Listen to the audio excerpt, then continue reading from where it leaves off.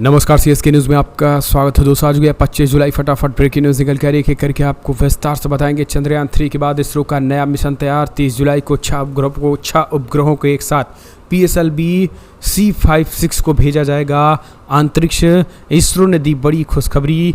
कैसे चंद्रयान 3 को लेकर स्पीड हुई तेज, इसरो ने बताया चंद्रयान 3 की स्पीड को लेकर आज 5वीं कक्षा में होगी एंट्री। बताएंगे इनके बारे में। अगली खबर में बताएंगे बिग ब्रेकिंग, जहां बंद होने के कगार पे पाकिस्तान इंटरनेशनल एयरलाइंस, सरकार को तगड़ा झटका। अगली खबर में बताएंगे जहां मुस्लिम देश इस्लाम, दुनिया भर में इस्लाम आया खतरे में फिर से। जिस देश ने जलाया कुरान, इस्लामिक कट्टरता के खिलाफ कुरान जला, जताया विरोध। अब इस देश में मस्जिदों पर भी होने जा रही है पाबंदी। और बड़ी खबर बताएंगे, उस देश का नाम स्वीडन के बाद हो रहा है हंगामा। अगली खबर निकल के आई है, हिजाब के बिना महिलाओं की पोस्ट की तस्वीरें, अधिकारियों ने कंपनी के खिलाफ उठाया कदम। क्या है पूरा मामला, कहाँ का है पूरा मामला। इस बीच चाइना के घुसपैठ का भारत ने दिया मुंहतोड़ जवाब। ड्रैगन पर रहेगी हर वक्त नज़र, तैनात किया अभेद पहरा। जी हाँ, तैनात किया अभेद पहरा, लग गया है तगड़ा झटका। ये भी बताएंगे कभी भी अर्मेनिया और अज़रबैजान, कभी भी दो देश भिड़ सकते हैं, मुस्लिम देश से ईसाई देश। इनके बारे में आपको बताएंगे।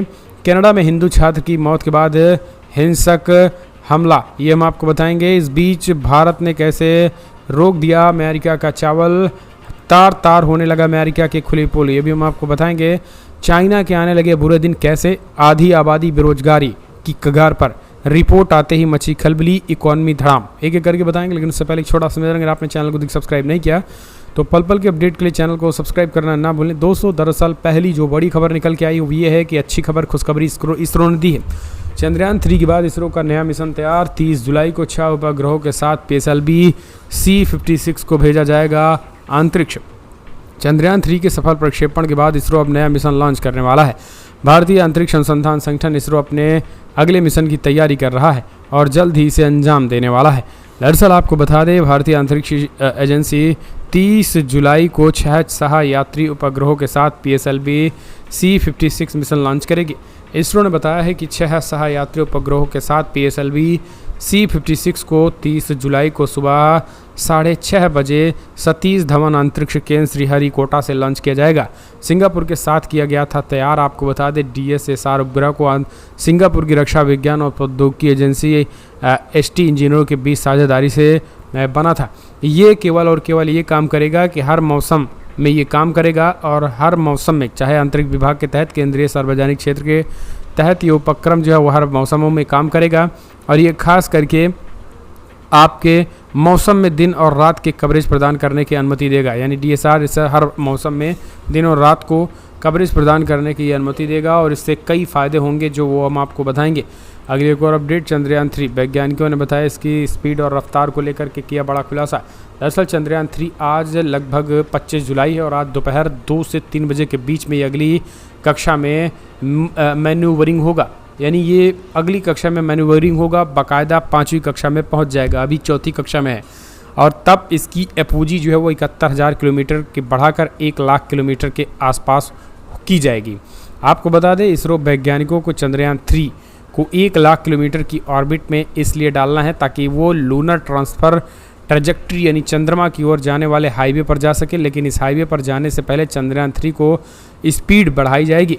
इसरो माना जा रहा है कभी 36,000 किलोमीटर की स्पीड से चंद्रयान चल रहा है, लेकिन स्पीड को बढ़ाकर 41,000 किलोमीटर कर दिया जाएगा, जिससे चंद्रयान के रास्ते में जो है वो चंद्रयान 3 चांद की मिशन पे जब निकलेगा तो इसकी स्पीड तेज़ कर दी जाएगी। अभी इसकी स्पीड 36,000 किलोमीटर है और इसकी स्पीड इसरो ही तेज़ करेगा।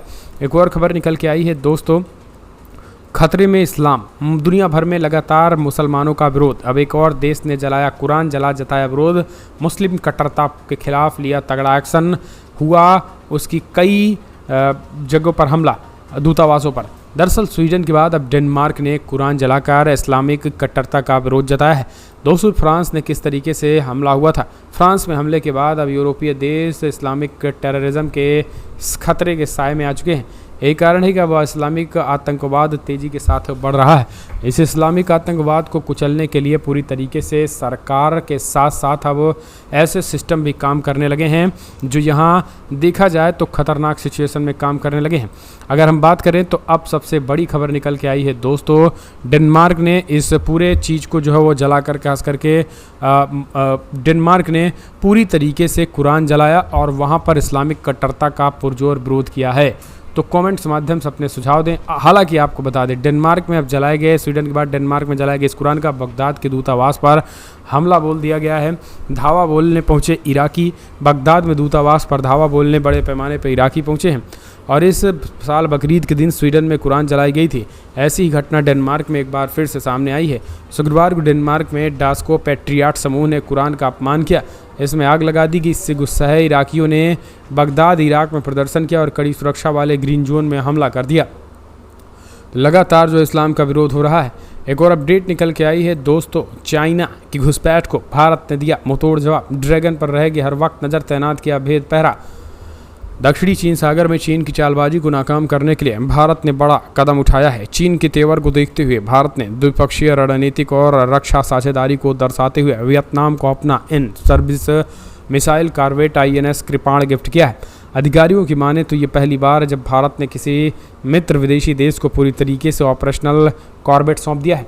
वियतनाम के आधिकारिक यात्रा पर नौसेना प्रमुख एडमिरल आर हरिकुमार ने भारत के इस कदम का नेतृत्व किया है। उनके ही नेतृत्व में फ्रंटलाइन युद्धपोत वियतनाम पीपल्स नेवी को सौंपा गया है। आपको बता दें, BPN को सौंप दिया गया है। और एडमिरल कुमार ने कार्यक्रम में अपने संबोधन में कहा है, आज का हैंडओवर समारोह भारत और वियतनाम के बीच गहरी दोस्ती और रणनीतिक साझेदारी के प्रतीक है। सीधे तौर पर आपको बता दें, ये चाइना को कहीं ना कहीं चाइना को हर मोर्चे पर घेरने की तैयारी जो है मोदी सरकार की कूटनीति के जरिए चल रहा है। एक और अपडेट, शादी का इरादा नहीं, 20 अगस्त को अंजू की होगी घर वापसी, नसरुल्लाह ने बताया पूरा प्लान। राजस्थान की भिवाड़ी से पाकिस्तान के खैबर पख्तूनवा के एक सुदूर गांव से नसरुल्लाह नाम के शख्स से मिलने गई अंजू 20 अगस्त को भारत लौटेगी। अंजू के पास पाकिस्तान का 30 दिनों का ही वीज़ा है और उसकी समाप्ति 20 अगस्त को हो रही है। तभी वो पाकिस्तान से भारत के लिए रवाना होगी। पाकिस्तानी मीडिया की रिपोर्ट्स में दावा किया गया है कि अंजू और नसरुल्लाह की फेसबुक पर मुलाकात हुई थी और तब से दोनों बातचीत करने लगे थे। फिर फ़ोन नंबर भी शेयर हुए थे और व्हाट्सएप पर बातें होने लगी थी। पाक मीडिया में कहा गया है कि कुछ दिन अंजू और उनकी सगाई होगी, फिर अंजू भारत लौट आएगी। तो ये सारी चीज़ें देखने को मिल रही है। अब किस तरीके की, ये लगभग हर देश में ये सारी चीज़ें होने लगी हैं। एक और अपडेट, अजरबैजान के साथ कभी भी छिड़ सकता है युद्ध, आर्मेनिया के प्रधानमंत्री के ऐलान, जंग में फिर फंसेगी दुनिया। दरअसल दोस्तों, आर्मेनियाई प्रधानमंत्री निकोल लेजियंस ने चेतावनी दी है कि अजरबैजान के साथ युद्ध छिड़ने की संभावना काफ़ी बढ़ गई है। विवादित नारगोनो काराबाग क्षेत्र में अजरबैजान पर नरसंहार का आरोप लगाते हुए पाशियान ने समाचार एजेंसी FP को बताया है कि जब तक शांति संधि पर हस्ताक्षर नहीं किए गए हैं और दोनों देशों के संसदों द्वारा ऐसी संधि की पुष्टि नहीं की गई, निश्चित रूप से उस वक्त तक अजरबैजान के साथ एक नया युद्ध होने की संभावना जताई जा रही है। लगातार हालात ख़राब हैं। अगली एक और अपडेट निकल के आई है दोस्तों, जहां भारत के सख्त फैसले का असर, US के डिपार्टमेंटल स्टोर में लगी भीड़, लगातार हालात ख़राब। दरअसल दुनिया का कोई ऐसा देश नहीं है जिस पर अमेरिका दबाव न बनाता हो, लेकिन अब मिजाज बदल रहा है। भारत ने अमेरिका दबाव की परवाह न करते हुए नॉन बासमती सफ़ेद चावल के निर्यात पर प्रतिबंध लगा दिया और उसका असर दिखाई भी दे रहा है। US के डिपार्टमेंटल स्टोर पर लंबी लंबी लाइनें लग गई हैं। आपको बता दें, वहाँ के कई जगहों पर जो है वो हालात ये हैं कि लोग छीना झपटी हो रही है।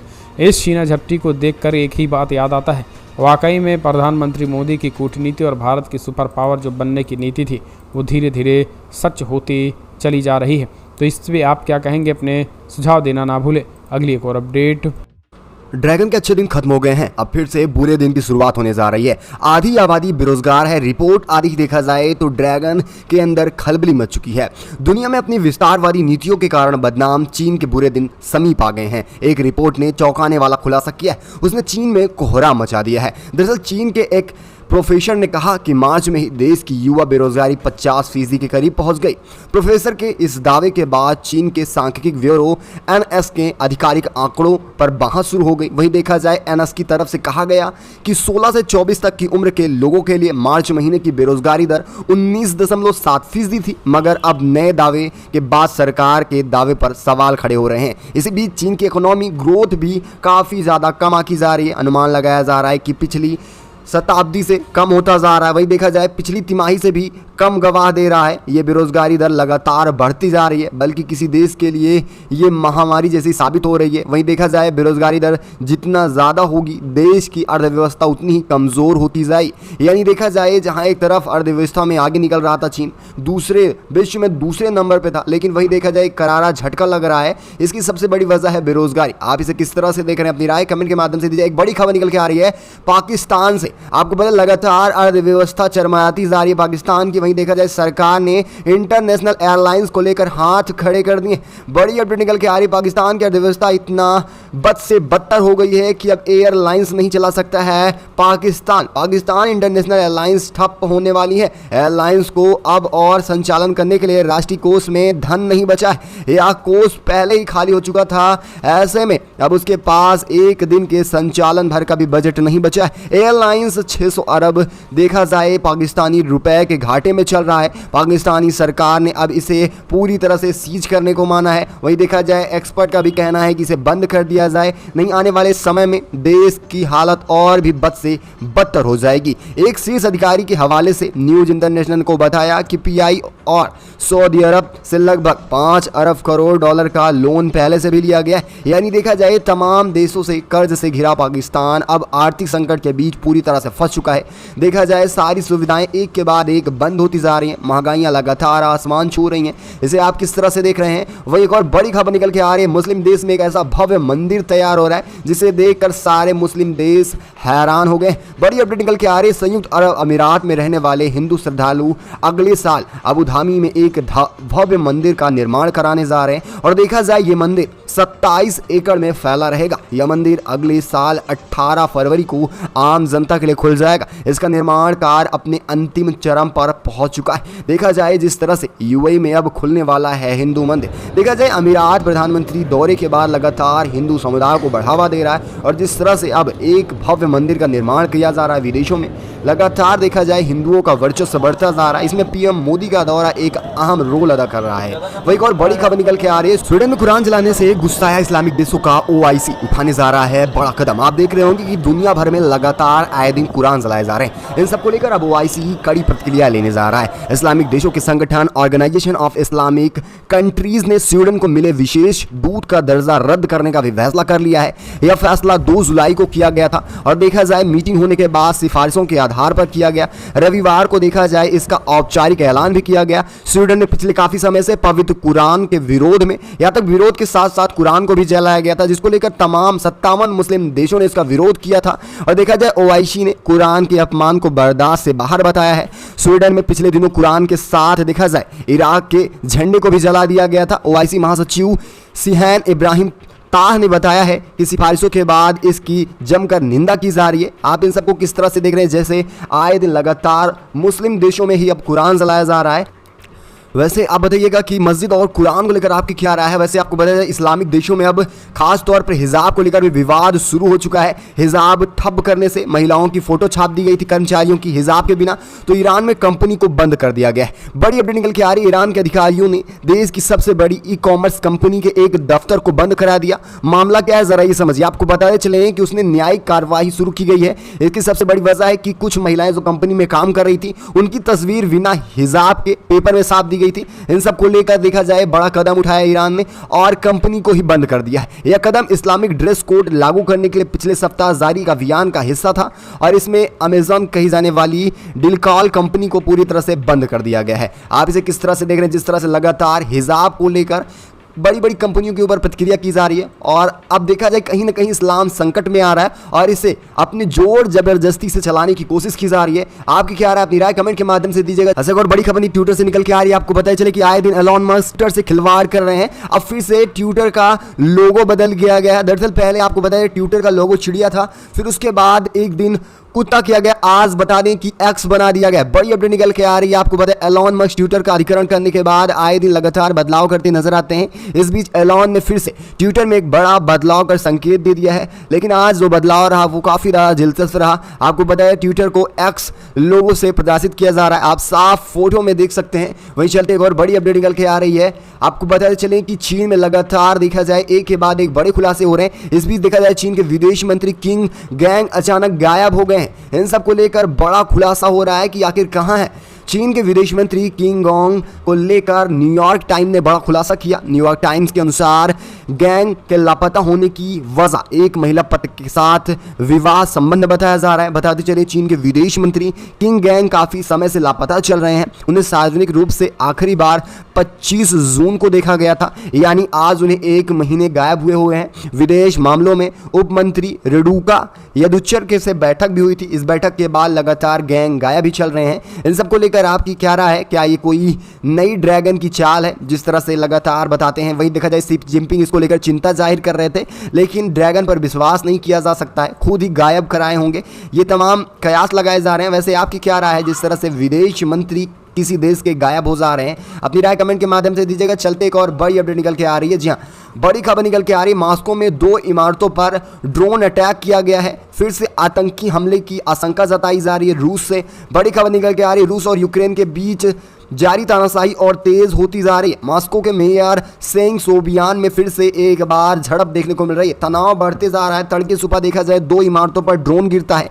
रात में रूसी राजधानी के ऊपर, फिर सुबह देखा जाए 2 गैर आवासीय इमारतों पर भी ड्रोन गिराया जाता है। देखा जा रहा है कि लगातार अब रूस और यूक्रेन युद्धों के बीच तमाम वो देश शामिल होते जा रहे हैं जो इसमें शामिल भी नहीं थे। रूस समाचार एजेंसी टाक्स के अनुसार एक ड्रोन रूस के रक्षा मंत्रालय के करीब पहुंचकर फटता है। इसके बाद रक्षा मंत्रालय ने एक बयान जारी किया, कहा कि उसने 2 यूक्रेनी ड्रोनों को गिराया और यह भी कहा कि कीवा द्वारी रूसी राजधानी पर एक आतंकी कृत्य रहा, या एक आतंकी कृत्य बताया जा रहा है। वैसे आपकी क्या राय? लगातार जिस तरह से हिंसा भड़की और यह माना जा रहा था कि रूस और यूक्रेन का युद्ध हफ्तों तक नहीं चल पाएगा, लेकिन आज जानकर हैरान होगा कि 1.5 साल से ज़्यादा समय हो चुका है लगातार युद्ध को चलते। फरवरी से शुरू हुआ युद्ध सन 2022 से आज तक चल रहा है। आपकी क्या राय है इन सबको लेकर? अपनी राय कमेंट के माध्यम से दीजिएगा। और लगातार जिस तरह से इस्लाम पर संकट आ रहा है, आए दिन कुरान और मस्जिदें जलाई और तोड़ी जा रही हैं, अपनी राय कमेंट के माध्यम से देना ना भूलिएगा। इस खास वीडियो में बस इतना ही। तब तक के लिए जय हिंद।